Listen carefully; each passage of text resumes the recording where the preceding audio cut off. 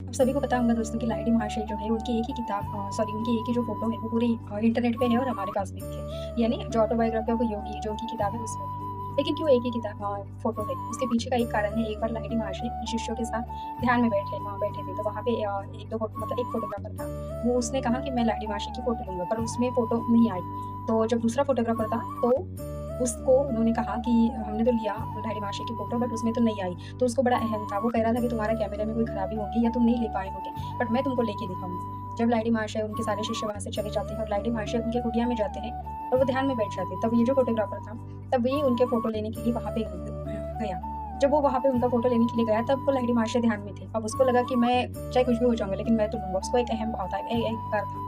अब जब अहंकार में आके उसने वो कहा लेकिन एक भी फ़ोटो उसमें नहीं आई, तो फिर वो परेशान हो गया। फिर वो गया और लाइडी महाशय के चरणों में जाके गिर पड़ा। उसने कहा कि मैं इतनी कोशिश कर रहा हूँ, मुझे लगा मैं खुद ले लूँगा ऐसा, लेकिन ऐसा क्यों हुआ? तो लाइडी महाशय ने उसको हँस के कहा कि तुम्हें तो ऐसा लग रहा था ना कि तुम ले लोगे, फिर ले लीजिए। तो यहाँ पे कहने का मतलब ये था लाइडी महाशय का कि हम खुद होके कोई भी चीज़ नहीं करते, यानी परमात्मा के अगेंस्ट हम लोग जा ही नहीं सकते, चाहे कुछ भी हो जाए। जब हम पूरी तरह परमात्मा पे सरेंडर हो जाते हैं, तब जाके हम हमारे जीवन में कोई भी चीज़ बहुत मतलब आसानी से करते हैं। तब फिर ये फ़ोटोग्राफ़र ने लाइडी महाशय को एक रिक्वेस्ट की कि मुझे सबको दिखाने के लिए प्लीज़ एक तो फ़ोटो आप ये लेने दीजिए। तब जाके फिर लाइडी महाशय की ये जो फ़ोटो हम लोगों के पास में होती है ना दोस्तों, ये फ़ोटो उस तस्वीर मतलब उस फ़ोटो में आई और आज ये जो तस्वीर है ये हमारे पास भी।